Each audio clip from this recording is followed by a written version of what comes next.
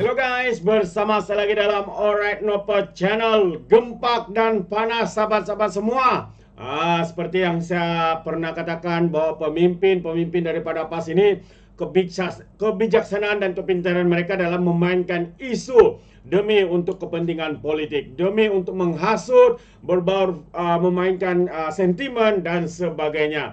Jadi hari ini sekali lagi ya, Pesuruhjaya PAS Wilayah Persekutuan melakukan kenyataan yang dianggap membuat hasutan, memainkan sentimen bangsa dan agama. Dan akhirnya hari ini pemimpin AMK membuat satu laporan polis dan mahu menggesa Polis Diraja Malaysia untuk menyiasat kenyataan daripada pemimpin PAS ini. Jadi sahabat semua, menarik untuk kita lihat dan juga tonton video ini, apa sebenarnya yang berlaku dan keterangan kenyataan mereka terhadap laporan polis yang dibuat kepada pemimpin PAS ini, sahabat-sahabat semua. Jadi mari kita tonton bersama video ini bersama-sama. Normal kejap sikit.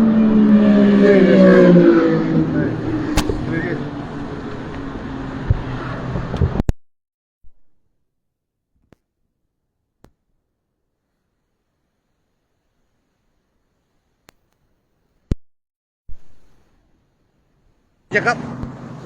Sorry. Alright.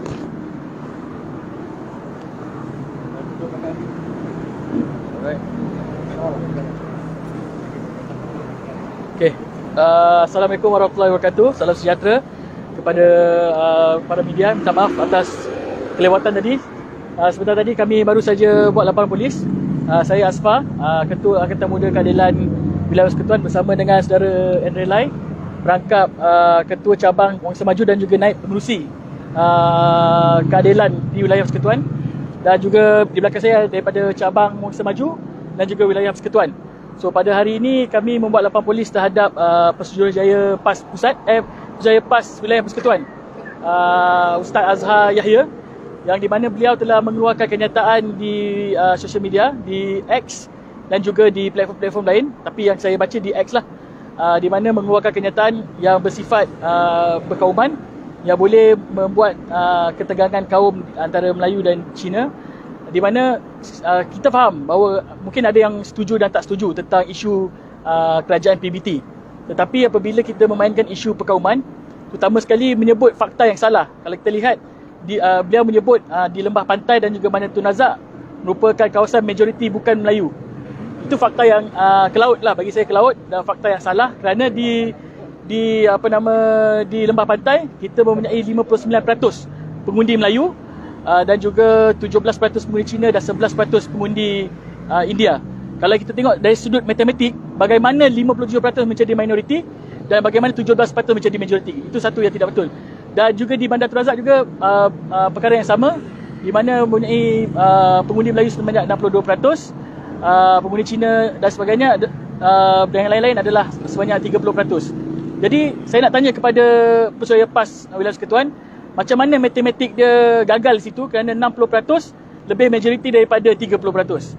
So itu yang saya nak tanya kepada beliau lah. Dan tadi kami buat laporan polis supaya pihak berkuasa dapat menyiasat status ataupun kenyataan yang dibuat tersebut, kerana dia takut sebagai mencetuskan ketegangan kaum, dan dengan fakta yang salah, dengan supaya kita nak bahawa budaya-budaya fitnah ini, kalau kita tak setuju pun dengan sesuatu perkara, tetapi kita bawa perkara ataupun kita bangkang ataupun kita tak setuju dengan fakta yang betul, bukan fakta yang memanipulasi dan menakut-nakutkan kaum tertentu ataupun pihak-pihak tertentu lah. Boleh? Apa?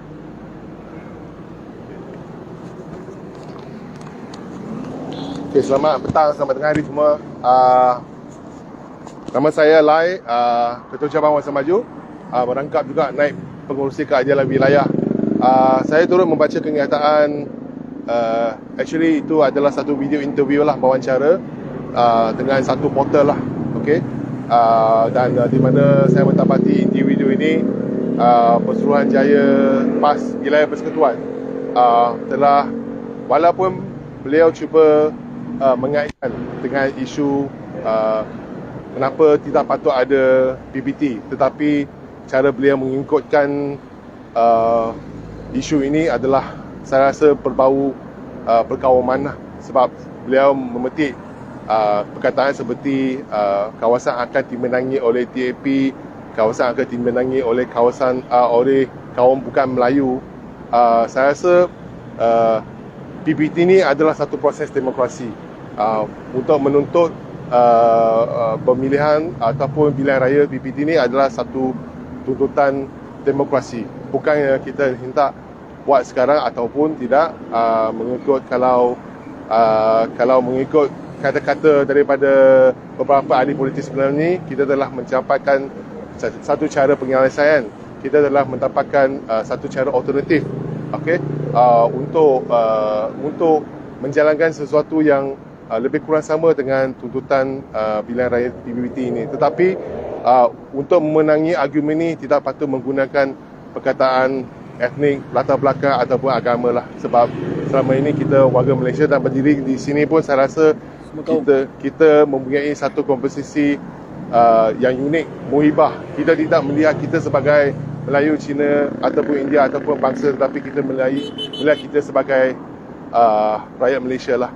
So saya berharap pihak polis, pihak berkuasa boleh mengambil tindakan, boleh menyiasat apa maksud yang dimasukkan oleh beliau, dan sekiranya tindakan boleh diambil, tindakan wajar patut diambil, okey, untuk membendung perkara ini daripada berleluasa. Isu perkauman tidak patut berlaku di zaman inilah. Terima kasih. Boleh saya tahu tak, selepas pada laporan ini dibuat, apa langkah seterusnya yang akan diambil? Iaitu pulang kepada pihak polis ataupun pihak MCMC. Jadi kita tadi memetik akta-akta di bawah MCMC dan juga akta jenayah, supaya tindakan dapat diambil lah, kerana ini sesuatu mengancam keharmonian kaum. Jadi kita minta pihak berkuasa untuk menyiasatlah perkara tersebut. Tadi saya rasa setiap hari pun sebab internet, it's freedom of speech, freedom of press, freedom of tapi apa yang kita boleh buat, kita lepas laporan ini kita berharap pihak berkuasa, kita mengingatkan dengan laporan ini, kita mengingatkan pihak berkuasa supaya mengambil tindakan sewajarnya mengikut undang-undang sedia ada lah. Itu harapan kami lah.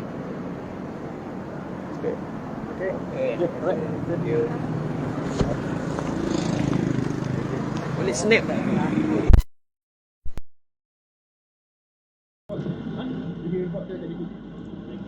Alright guys, so itu dia kenyataan daripada Angkatan Muda Keadilan Wilayah Persekutuan terhadap Pesuruhjaya PAS Perak, PAS Wilayah Persekutuan di Balai Polis Tapak sebentar tadi. Laporan polis dibuat kerana dikatakan Pesuruhjaya PAS Wilayah Persekutuan ini telah membuat satu kenyataan yang berbau hasutan, berbau sentimen, memainkan sentimen bangsa dan agama. Jadi kita boleh nampak sahabat semua, apapun isu mereka akan mainkan, mengaitkan bangsa, mengaitkan agama, mengaitkan kononnya terancam dan sebagainya. Tapi sahabat semua, yang terancam itu adalah parti PAS. Yang terancam itu adalah poket-poket mereka. Kerana hari ini pemimpin-pemimpin mereka, ahli-ahli parlimen mereka tidak lagi dapat makan gaji buta. Jadi kerana itulah mereka meroyan setiap hari menggunakan isu-isu seperti ini. Itu pandangan saya. Bagaimana dengan anda sahabat-sahabat semua? Sekiranya anda memberikan sebarang komen, anda boleh berikan komen dalam ruangan komen. Terima kasih.